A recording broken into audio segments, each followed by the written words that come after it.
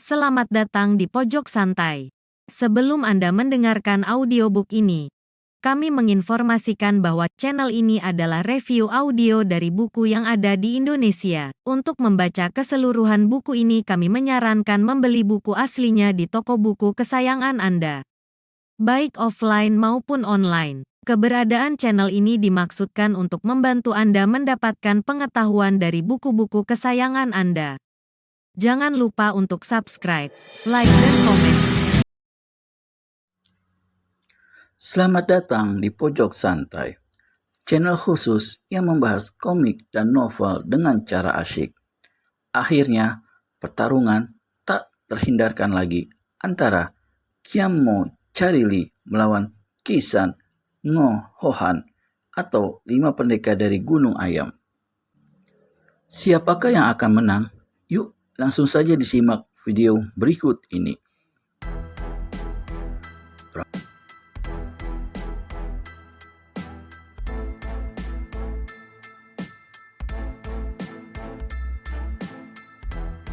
Perempuan rendah. Orang pertama dari 5 pendekar itu marah sekali. Goloknya menyambar dahsyat, tapi tiba-tiba golok itu terhenti di tengah udara karena telah terikat oleh sebuah benda hitam panjang yang lembut. Kiranya wanita itu telah membuka gelung rambutnya, dan ternyata rambut itu panjangnya sampai ke bawah pinggulnya. Rambut yang gemuk hitam, panjang, dan harum baunya. Bahkan bukan itu saja keistimewaannya, rambut itu dapat dipergunakan sebagai senjata ampuh. Sebagai cambuk yang kini berhasil membelit golok orang pertama dari Kisan Ngo Hohan.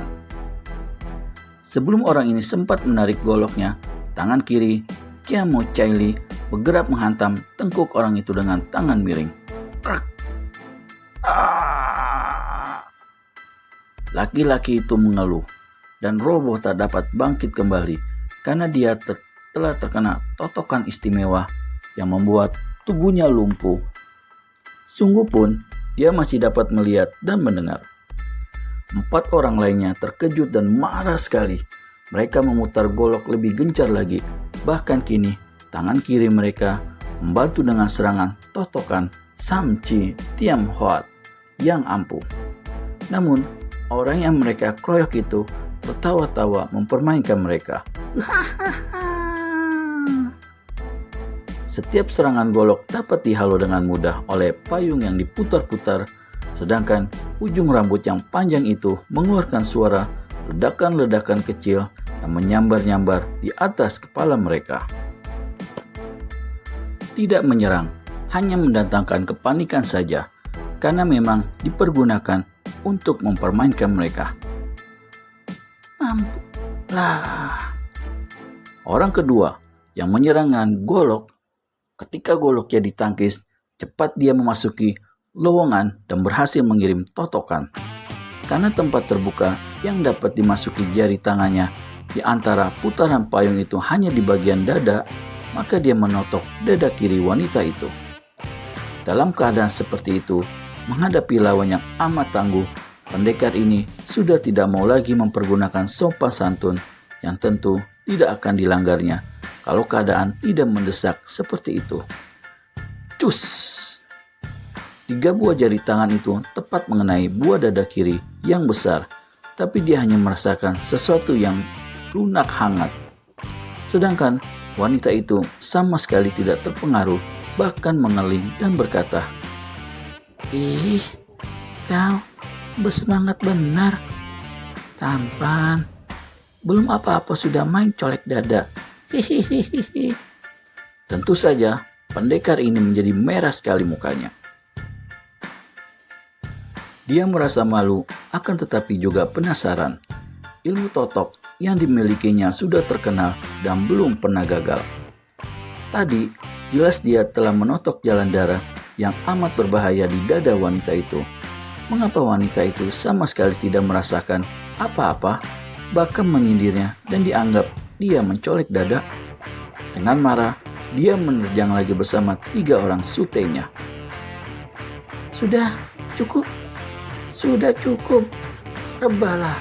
dan beristirahatlah kalian."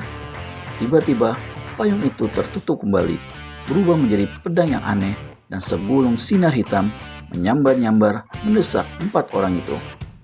Kemudian dari atas terdengar ledakan-ledakan, dan berturut-turut 3 orang lagi roboh terkena totokan ujung rambut wanita sakti itu. Seperti orang yang pertama, mereka ini pun roboh tertotok dan lumpuh. Hanya dapat memandang dengan mata terbelalak, namun tidak menggerakkan kaki dan tangan mereka. Orang termuda dari mereka kaget setengah mati melihat betapa 4 orang suhengnya telah roboh. Namun, dia tidak menjadi gentar, bahkan dengan kemarahan dan kebencian meluap dia memaki, "Dasar perempuan hina, plak rendah, siluman betina, aku takkan puas sebelum dapat membunuhmu."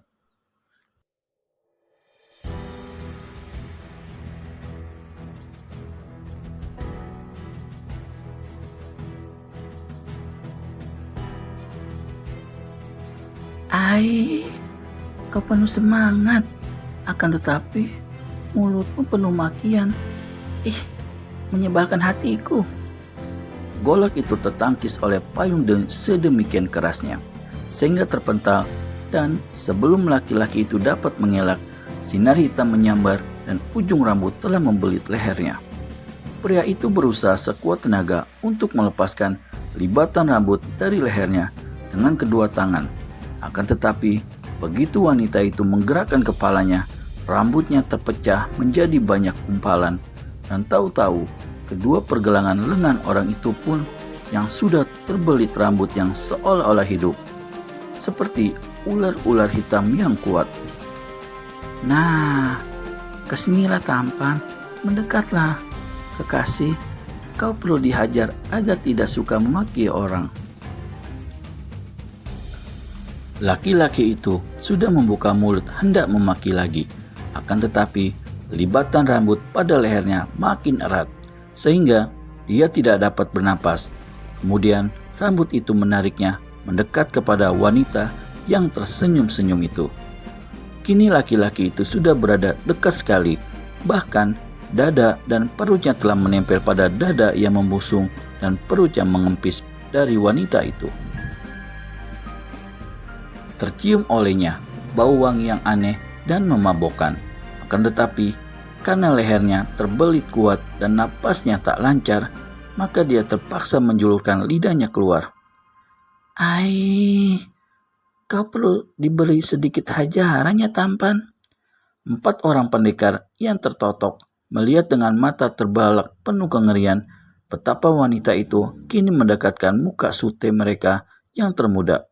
Kemudian membuka mulut dan mencium mulut sute mereka yang terbuka dan lidah yang terjulur keluar itu. Mereka melihat tubuh sute mereka berkeloja sedikit seperti merasa sakit. Mata sute mereka terbelalak. Namun wanita itu terus mencium dan menutup mulut pria itu dengan mulutnya sendiri yang lebar.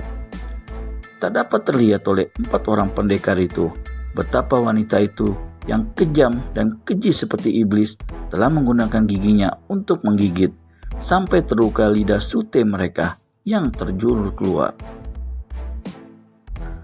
Kemudian menghisap darah dari luka di lidah itu. Mereka berempat hanya melihat betapa wanita itu memejamkan mata. Baru sekarang mereka melihat wanita itu memejamkan mata, kelihatan penuh nikmat. Akan tetapi wajah sute mereka pucat, dan mata sute mereka yang terbelalak itu membayangkan kenyerian dan ketakutan yang hebat. Agaknya wanita itu tidak puas karena darah yang dihisapnya kurang banyak. Maka kini dia melepaskan mulut pemuda itu dan memindahkan ciuman mulutnya ke leher si pemuda. Dapat dibayangkan betapa kaget 4 orang pendekar itu melihat bahwa mulut sute mereka penuh warna merah darah. "Sute!" Mereka berseru, akan tetapi tidak dapat menggerakkan kaki tangan mereka. Sute mereka meronta-ronta seperti ayam disembelih. Matanya melotot memandang ke arah para suhengnya, seperti orang minta tolong. Kemudian tubuhnya berkelojotan. Ketika wanita itu kelihatan jelas menghisap-hisap lehernya, ternyata bahwa urat besar di lehernya telah ditembusi gigi yang meruncing, dan kini dengan sepuasnya wanita itu menghisap darah yang membanjir keluar dari urat di leher itu. Mata yang melotot itu makin hilang sinarnya, dan pudar, wajahnya makin pucat, dan akhirnya tubuh yang meregang-regang itu menjadi lemas. Orang termuda itu pingsan karena kehilangan banyak darah, takut, dan ngeri. Mo Chaili melepaskan libatan rambutnya dan tubuh itu terguling roboh, terlentang dengan muka pucat dan napas terengah-engah.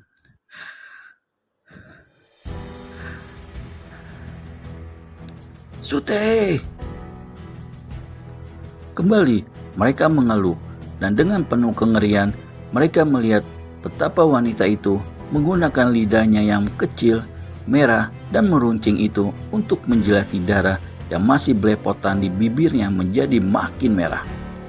Bagaimana kengerian nasib para 5 pendekar itu? Temukan jawabannya di video selanjutnya hanya di channel Pojok Santai. Segera subscribe dan tekan tombol lonceng untuk mendapat notifikasi video terbaru dari kami. Terima kasih dan sampai bertemu kembali.